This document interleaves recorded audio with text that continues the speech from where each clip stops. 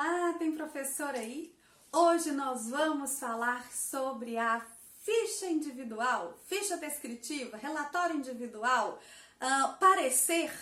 Cada lugar chama de um jeito, mas é o mesmo documento, aquele que a gente elabora no final das etapas, depois de avaliar os alunos.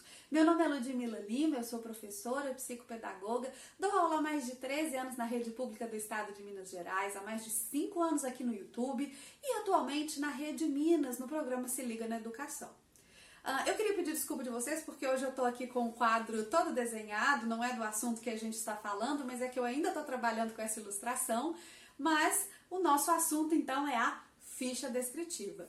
Antes de te dar todas as dicas para esse trabalho deixar de ser um tormento na sua vida, eu quero te convidar a participar do curso de BNCC. É um curso onde a gente estuda a Base Nacional Comum Curricular, não só para entender a teoria e para fazer a leitura dela, mas para colocá-la em prática dentro da sala de aula, para fazer o seu aluno realmente desenvolver aquelas habilidades, consolidar aquelas habilidades sem sofrimento, nem para você nem para ele. Colocando o lúdico no lugar certo, na hora certa, fazendo um bom planejamento, tem passo a passo de plano de aula, tem um planner para que você consiga aplicar o passo a passo que você aprendeu e avaliar se ele está funcionando mesmo, e tem grupo exclusivo para você tirar suas dúvidas pessoalmente comigo. Bom, vamos falar então dos relatórios das fichas descritivas. Quando nós estamos falando de ensino fundamental, primeiro ao quinto ano, nós temos um relatório, uma ficha descritiva, que será feita geralmente por componente curricular. Então eu fiz o meu planejamento e determinei que nesse bimestre ou trimestre, depende de como é na sua cidade, nesse bimestre nós vamos trabalhar a habilidade 1, 2, 3, 4 e 5. E aí, a gente vai no final da etapa, né? Aqui eu estou falando de avaliação somativa, a avaliação que classifica o aluno, porque a formativa é feita durante o ano todo, mas no final da etapa a gente realiza avaliações para ver se os nossos alunos atingiram aos objetivos que foram propostos no planejamento, que estavam propostos no currículo. E depois de fazer essas avaliações, depois que você já estudou os seus gráficos, já estudou os resultados dos seus alunos, você vai, ao lançar as notas, você vai fazer um relatório. Quando é que o seu relatório fica bem feito? Quando ele está bem casado com a sua avaliação. E quando é que a sua avaliação está bem feita?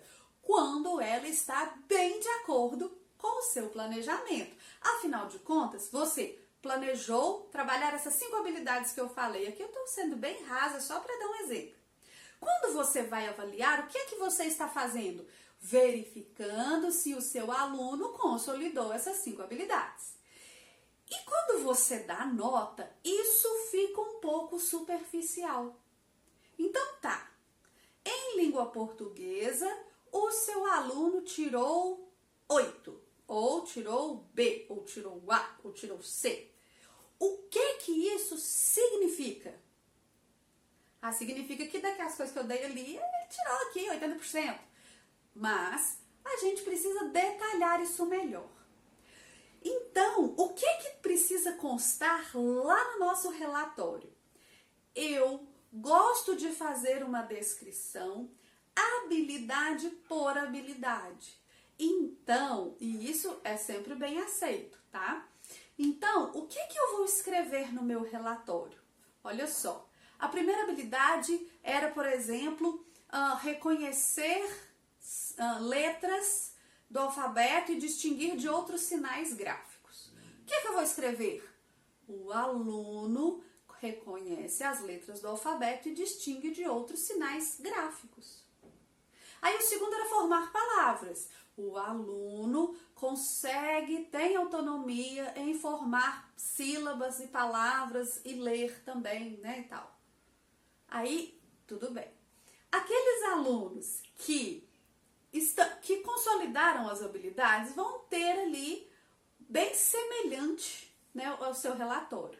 Às vezes um aluno que é B, por exemplo, Ele pode ser um aluno B que distingue as letras do alfabeto, que tem uma oralidade boa, que escreve, mas que tem dificuldade na produção de texto. Ou então ele é ótimo na produção de texto, mas erra na ortografia. É para isso que serve esse relatório. Ele é B por quê? Ele perdeu ponto onde? Onde é que a gente vai trabalhar? Onde é que a gente vai fazer intervenção? Então é para isso que serve. Então você vai colocar. Bom, aí, Ludmila, você falou do aluno que sabe tudo, que tirou A. Esse aí tá fácil. Mas e os outros? Os outros alunos é que fazem o relatório ser mais importante. Aqueles alunos que tiveram alguma dificuldade. Porque é no relatório que nós vamos colocar qual foi a dificuldade que ele teve, qual a medida foi tomada e qual o resultado. Então, o meu aluno, ele reconhece as letras, mas às vezes confunde com outros sinais gráficos. Ou com números, por exemplo.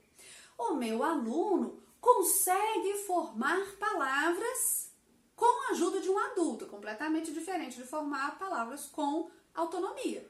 Então, consegue formar palavras compostas por sílabas canônicas, por sílabas simples. Então, as complexas ele ainda não assimilou. E quando você faz, então, essa observação, geralmente ela é feita por componente curricular, né, nos nossos diários. Lá no final, no final do ano, é que geralmente é feito um geral, assim, está apto, não está apto e tal. Mas seja objetivo, né? Não é o lugar de você expressar o afeto ou desafeto que você tem pelo aluno. Não é lugar de você colocar as suas opiniões sobre ele. Isso é muito difícil, é muito delicado. É o lugar de você descrever o desenvolvimento da criança. Não é uma coisa para ser pessoal. É para você descrever o desenvolvimento da criança. Então, trabalhei a habilidade 1, 2, 3, 4 e 5. Habilidade 1, ele desenvolveu muito bem, tá? Autonomia, beleza. A habilidade 2, ele ainda está desenvolvendo, porque tem esse detalhe, tem aquele. E para que isso serve depois? Para as intervenções que podem surgir. Então, é importante ter esse entendimento de descrever o desenvolvimento. Desenvolvimento de quê? Das habilidades que foram avaliadas. Se elas foram avaliadas é porque elas foram planejadas e trabalhadas. Então, o seu relatório desse mês nunca vai ficar igual ao do mês que vem, né? Porque às vezes a professora fala assim, Ludmila, eu já falei que o aluno é participativo, comunicativo, às vezes se envolve em conflito, mas tem uma boa educação e tal. Tá, você já falou isso, você já falou do socioemocional, né? Mas e o desenvolvimento dele?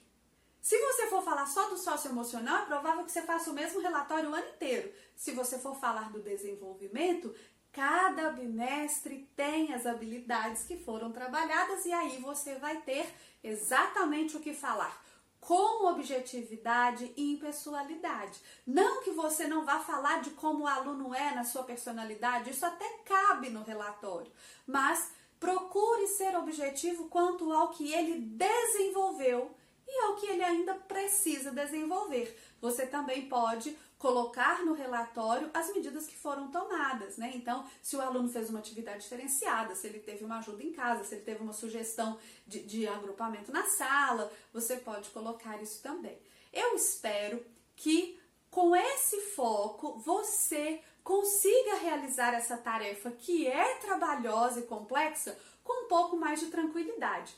Pega seu planejamento, pega suas avaliações, que você vai saber direitinho o que dizer sobre o seu aluno. Se você gostou do vídeo, é importante para esse canal que você apoie o nosso conteúdo, curtindo, compartilhando, se inscrevendo no canal, deixando seu comentário aqui embaixo. Um grande beijo e até a próxima!